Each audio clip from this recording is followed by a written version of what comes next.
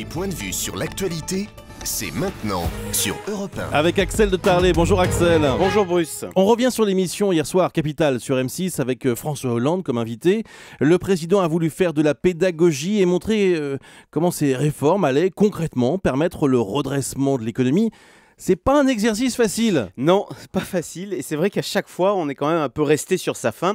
Sur le chômage par exemple, François Hollande explique très bien qu'en l'absence de croissance, eh bien, vous avez mécaniquement 150 000 jeunes qui arrivent sur le marché du travail et qui sont donc condamnés au chômage. Et face à cela, eh bien rien. Le président n'a rien d'autre à proposer que des contrats aidés, donc que ce soit les emplois d'avenir ou le contrat de génération. Mais surtout, ce manque de souffle était criant hier sur les questions de compétitivité. Vous savez, on parle toujours de la compétitivité de l'économie allemande qui génère 180 milliards d'excédents. Alors hier, il y avait un reportage qui montrait de façon assez effarante ce décalage France-Allemagne. Ça se passait dans un salon professionnel en Russie et on voyait un pauvre industriel français esselé dans son petit stand avec ses 3 pièces. Et juste à côté, il y avait un immense showroom entièrement dédié au Made in Germany avec profusion de couleurs, des entrepreneurs venus avec leurs machines pour faire des démonstrations. Et là, on voyait bien concrètement le décrochage de l'industrie française.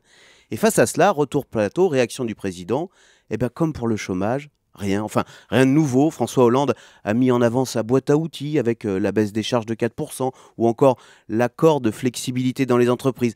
Franchement, du coup, hier, en fait de pédagogie, on a surtout vu la limite de cette boîte à outils face à une conjoncture économique très dégradée. Alors, il y a quand même la question des retraites.